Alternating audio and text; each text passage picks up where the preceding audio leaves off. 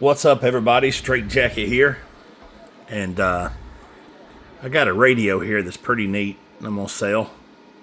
It's a Ranger RHF-618 10 and 12 meter band. Seems everything works on it. It does use a Ranger microphone, which I can't provide with it because I need it, and this one's bad anyways. I gotta wiggle it around to get it to modulate. But it does have a switch back there. I haven't figured out what it does yet, but otherwise looks to be mostly stock, other than somebody drilled a few extra holes here to get more sound, sounds like. Condition of it, I'll turn my light on a little bit. There you go. You can see it's a little dusty, but overall it's pretty good shape. I mean, I'd say maybe 7.5, something like that. Maybe 7. I see it's got, somebody had something installed here in the case.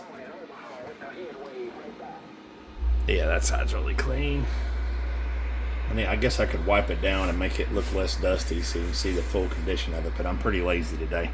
There's a couple scratches here. But otherwise, I mean, front faceplate, of course, is immaculate. So what's cool about these radios is they were, of course it has the color screen on it. And I don't know how long ago these radios came out. I feel like it's been at least somewhere between 5 and 10 years. Because I remember seeing them probably like pre-COVID or something. But they're pretty stout little radios. I mean, but it just kind of puts you in the mind of a 2950, just in a base cabinet. One thing that I didn't know about these at first was that this is actually a touchscreen, so I can like push the button and take the channel display off or change the mode. Oh, I gotta hit the mode button, change the mode. Excuse me. I guess it doesn't work if you just touch it there. You gotta touch it on the mode piece. And touchscreen seems to be pretty responsive. I like it. Yeah. You got to hit the button straight on. But it's kind of a nice feel to it. Got shift. That changes your stepping. You got a dimmer. Noise blanker. Here the receive works well on it. Not too much going on today except for on the bowl.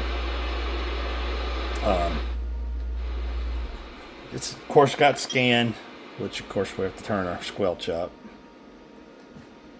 and it'll start scanning. And SPL, I believe, is split. So this is where you can offset your transmit and receive. I like to do that when there's an agitator. You kind of have just talk over them. But it does have a clarifier, RF gain, mic gain, variable power, all that stuff. So I'm not going to go crazy on this video, but this is a pretty neat little radio. But if I can get this microphone to work, I kind of have to do this number while I'm trying to key it up and talk at the same time and hold the phone. Audio 1 2 3 1 2 3 audio.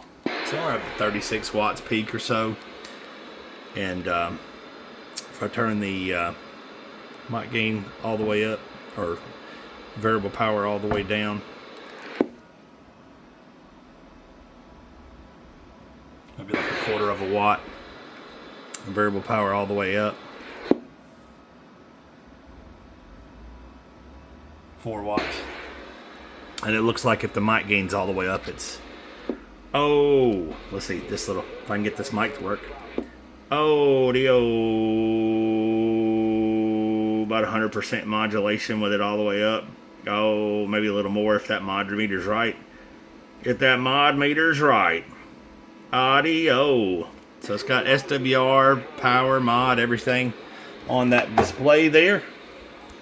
Pretty neat little radio. The only thing that's wrong with it is the power supply is bad. It's got one of them Power Maxes in it, so you can swap it out. It's just one side of it's like the mobile board, and the other side is the switch and power supply. But you can plug it in, you know, like a mobile. Just plug your mobile mic plug into it, and no, excuse me, not mic plug, power plug into it, and you're good to go. So that's the way I've got it running right now. All right, appreciate everybody tuning in, and because this one is, it's hard for me to price these things. I've seen them go for like $300 or even more sometimes. I've seen them go as low as $200, but there's a group of people out there who like these things and collect them and such, and but otherwise they're kind of hard to come by. They didn't make a bunch of them, so it's kind of a niche thing. But to be honest with you, I really like it. If I didn't have my Apache Labs, or you know, something way more expensive, I'd probably run something like this. But I remember let's see, so they about $570 is what they go for now, new. Looks like they made them again a couple years back and didn't make them again. So yeah, it looks like they were more popular in Europe. So yeah, interesting piece of equipment here. I don't really need to move it, but I would take $250 for it if somebody was interested. And that's actually, I'd do $225 because there's no mic and it needs the power supply. So that gives you $75 to get a mic and change the power supply out if you care. If you don't, then you just get a good deal on a radio. All right, thanks everybody for tuning in. 73s.